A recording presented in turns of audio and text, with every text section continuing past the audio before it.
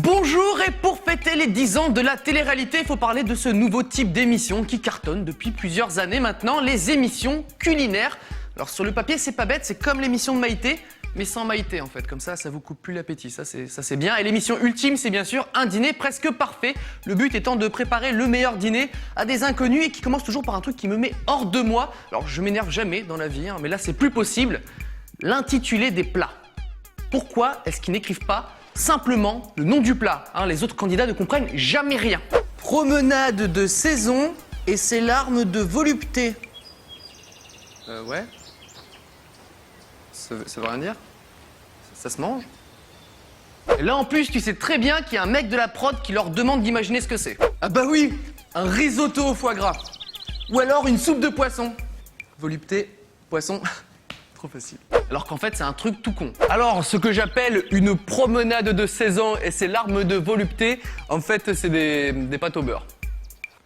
Enfin, c'est des coquillettes, quoi, sur un lit de beurre. Il faut savoir qu'on n'est pas noté que sur son repas, mais aussi sur la décoration de sa table et l'ambiance de la soirée. Et pour ce dernier point, les candidats font un truc qui n'existe que dans un dîner presque parfait. Une animation. Qui, dans sa vie, a déjà entendu au milieu d'un repas? Alors, avant de passer au plat principal, tout le monde se fout à poil et on va repeindre les murs du salon avec son corps, ok? Sauf toi, Gertrude. Pas toi. Non, toi, tu gardes tes ailes. Enfin, on a des pinceaux, quoi, s'il te plaît. Arrête de me regarder. Pique les yeux. Enfin, parfois, ils font des activités habillées aussi, je crois. Et j'en profite pour dénoncer une erreur stratégique d'environ 100% des participants de cette émission. Si le but de l'émission, c'est d'avoir des bonnes notes, pourquoi est-ce qu'ils préparent des trucs comme ça? Ventricule de cheval au chocolat. Et pour le dessert, glace au wasabi dans du saucisson. Seulement si vous êtes sage. Ça me fait plaisir. Non, tu me fais des bonnes lasagnes ou des pâtes carbonara, là, je te mets un 10 direct. Et si tu fais pas ta Valérie Damido et t'évites de me faire jongler avec des tronçonneuses, je peux même te mettre un 10 pour la déco et l'ambiance. D'ailleurs, ça me fait penser à un truc. Est-ce que vous saviez qu'il est possible de se prendre un 0 dans un dîner presque parfait? Un 0.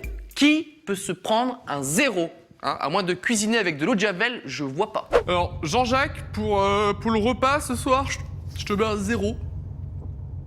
Je crois que c'était pas comestible ton truc en fait. Ça se mangeait pas.